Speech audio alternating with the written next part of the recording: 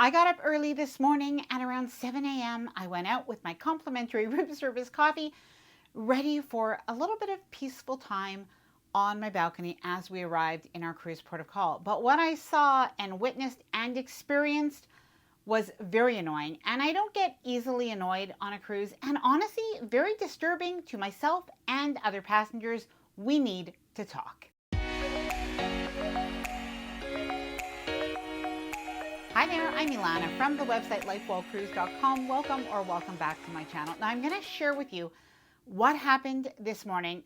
Let me know your thoughts on this if this has ever happened to you on a cruise, but it really got me thinking, do we not talk enough about cruise balcony etiquette? And maybe there are some things that people aren't aware of. Now, before I get started and I share this story, I did want to mention that if you like this video, if you find it helpful, informative, or enjoyable in any way, then please do give this video a big thumbs up. I really do appreciate it. And please subscribe to the channel if you haven't done so already. Let's get started. Okay, picture this. I'm outside. It's sometime after 7 a.m. The sun is glowing over the lush landscape of Amber Cove in Dominican Republic. It is a really lovely morning on our cruise. I'm out there for maybe 5, maybe 10 minutes before I hear a woman bellow. By the way, I did change the names in this video. The woman yells out, "Melissa, Melissa, are you up?" To which a man in another cabin answers, "She's taking a poo." Lovely. It is 7 a.m. in the morning. Anyway, I guess after Melissa got out of the bathroom, they continue to make plans for the day. What time are we meeting for breakfast? What time are we getting off the ship? Back and forth. How was your night? Etc., etc. And honestly, I wanted to direct them to the cruise line app where they could message each other. Of course, I didn't. That will be one of the points that I do share in this video.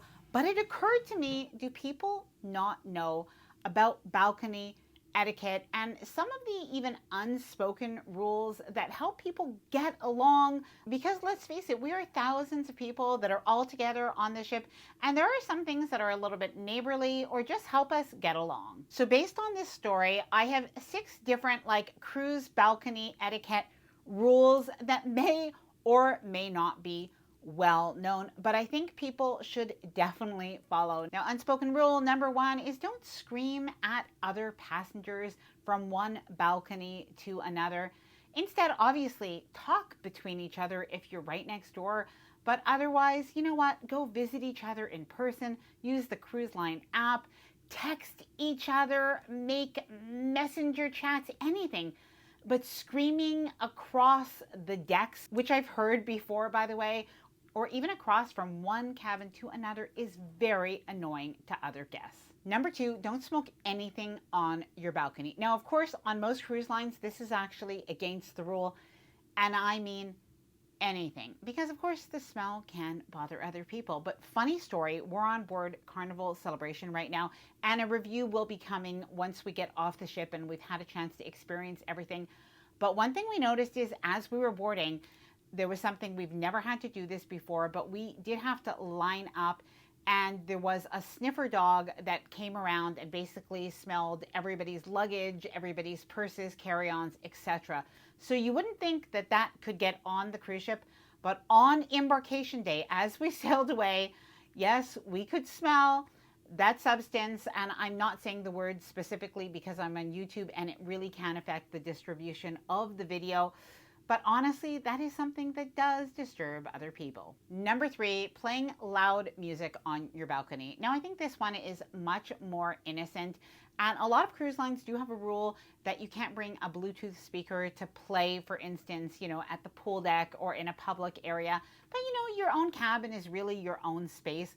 But when it does come to the balcony, it is a good idea not to play very loud music because it definitely does disturb other people.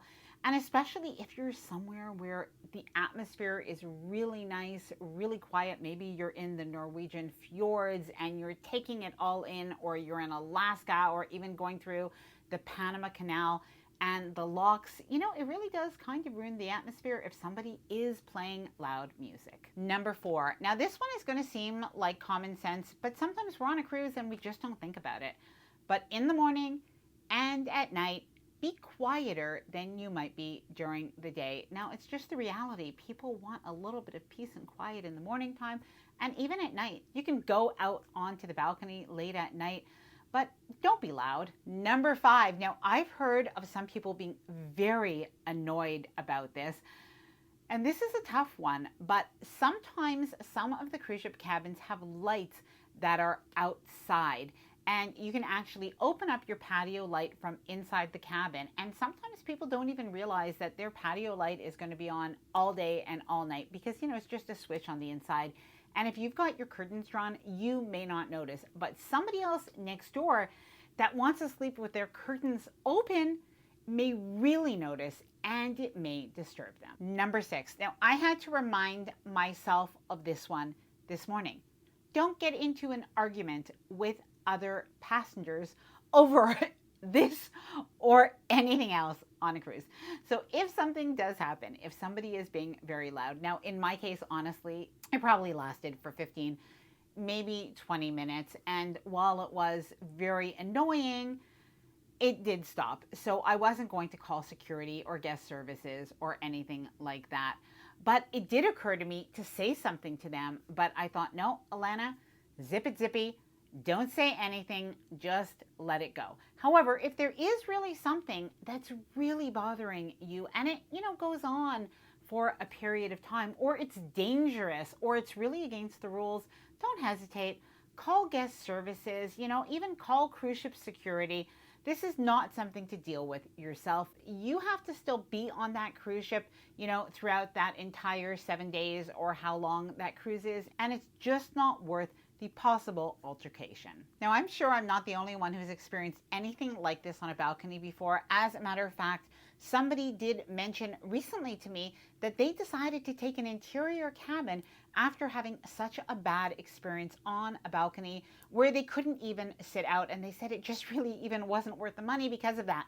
So please let me know your own experiences. What are some of the balcony etiquette unspoken rules, or even the rules? Let me know down in the comments below, as well as any stories that you might have. I hope that you enjoyed this video. If you did, please do give it a big thumbs up. I really do appreciate it. And please subscribe to the channel if you haven't done so already.